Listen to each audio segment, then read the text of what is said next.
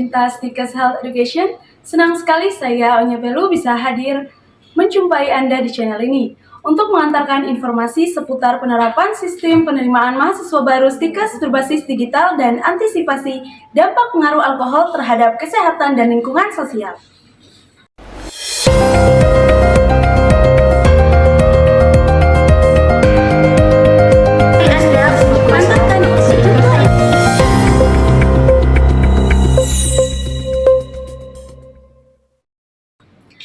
Stikes Papua Sorong memperkuat sistem penerimaan calon mahasiswa berbasis digital agar terbiasa menggunakan teknologi sesuai tuntutan zaman. Ketua Panitia Penerimaan Mahasiswa Baru Stikes Papua Sorong, Muhammad Faisal Arianto SKM MKes, membenarkan langkah Stikes sebagai upaya untuk mengetahui tujuan kampus menerapkan sistem penerimaan ini. Untuk mengetahui tujuan kampus menerapkan sistem penerimaan ini, akan saya tanyakan kepada Ketua Panitia Penerimaan yang sudah bersama saya. Pak Faisal, mengapa Stikes menganggap penting menerapkan sistem penerimaan berbasis digital? Dalam upaya rekrutmen mahasiswa baru sebagai calon-calon tenaga kesehatan di Tanah Papua, Stikes Papua mengedepankan teknologi untuk menjawab tantangan digital di era saat ini. Langkah pertama yang kami lakukan adalah mengeliminasi semua sistem-sistem administrasi yang masih menggunakan gaya-gaya lama, menggunakan kertas dan seterusnya. Kami berupaya untuk mendigitalisasi semuanya dengan sistem yang kami buat dan kami susun untuk keperluan tersebut.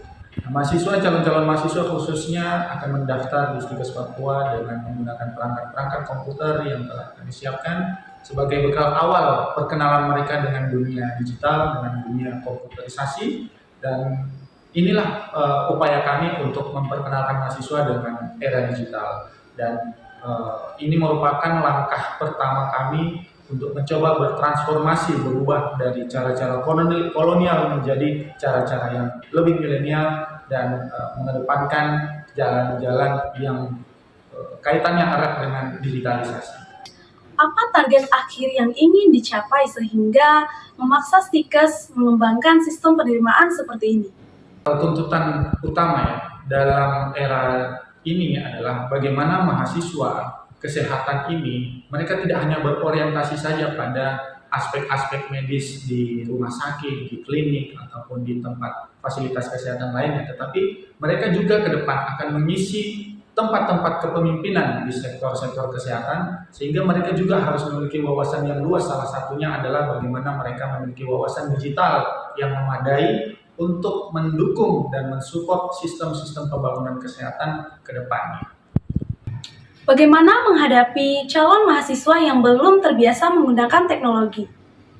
Ya, kita tahu bahwa Papua masih memiliki PR besar di dunia literasi, baik literasi numerasi maupun literasi yang lainnya, apalagi literasi dalam bidang digital atau komputerisasi.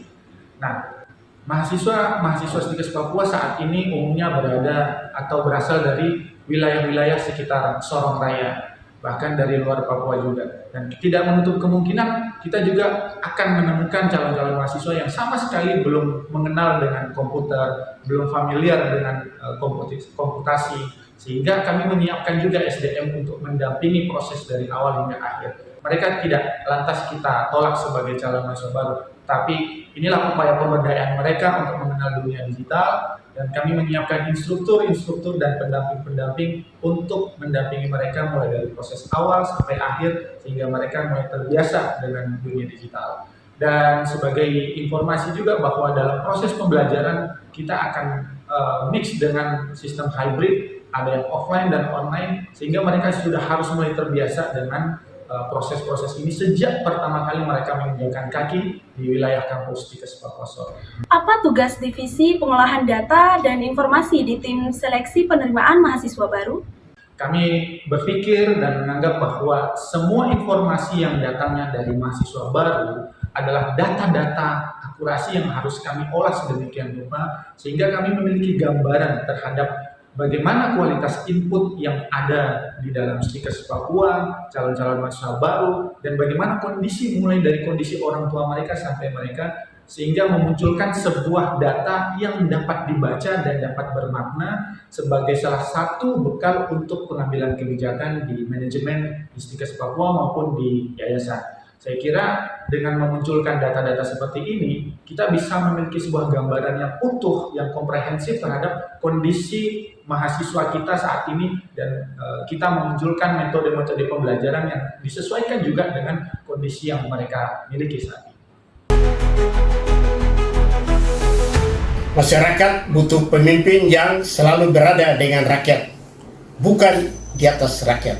Gubernur dan Wakil Gubernur Papua Barat Daya terpilih, Elisa Kambu Ahmad Nasrallah, adalah pilihan rakyat yang diharapkan dapat memberi yang terbaik kepada rakyat. Sivitas Akademik Stikes Papua Sorong mengucapkan selamat dan sukses kepada Gubernur, Wakil Gubernur terpilih, Elisa Kambu Ahmad Nasrallah sebagai Gubernur, Wakil Gubernur Papua Barat Daya periode 2025-2030. Semoga perhatian pemerintahan transisi membantu penyelesaian auditorium dan pagar kampus Stikes Papua Sorong dapat ditingkatkan untuk memberikan keamanan dan kenyamanan bagi manajemen, mempersiapkan SDM unggul bidang kesehatan, mendukung pembangunan di provinsi termuda Indonesia, Papua Barat Daya. Kita beralih ke informasi antisipasi dampak pengaruh alkohol terhadap kesehatan dan lingkungan sosial. Dosen Kesehatan Masyarakat Stikes Papua Sorong, Dr. Saryana Pangaribuan SKM MKes, mengharapkan Pemda dan penegak hukum bertindak tegas mencegah peredaran miras karena mengancam kesehatan dan lingkungan sosial. Harapan ini disampaikan menanggapi keberhasilan Polres Sorong Kota menggerebek bengkel mobil yang digunakan untuk memproduksi miras menggunakan bahan baku dari Cina yang mengkhawatirkan mengancam kesehatan. Keberhasilan Polres Sorong Kota menggerebek pabrik miras berkedok bengkel di distrik Sorong Utara menggunakan bahan baku dari Cina membuktikan kalau bisnis haram ini masih merajalela, sehingga diminta dosen kesehatan masyarakat Stikes Papua Sorong, Dr. Saryana Pangaribuan SKM MKes, harus disikapi serius Pemda dan aparat penegak hukum. Alasannya karena dampak miras, apalagi jenis cuy yang diproduksi di bengkel ketuk Magic yang oleh tersangka diakui kadar alkohol 45%, mengancam kesehatan manusia dan lingkungan sosial. Dampaknya bagi kesehatan itu akan mengganggu sistem tubuh. Ya, antara lain bagian tubuh yang terganggu itu apa? Mengganggu sistem saraf, bisa mengganggu terhadap fungsi organ-organ tubuh seperti fungsinya organ ginjal, fungsinya lever. Kenapa? Karena zat kimia yang terkandung pada minuman keras atau alkohol tersebut itu yang memperberat fungsi dari organ tubuh tadi.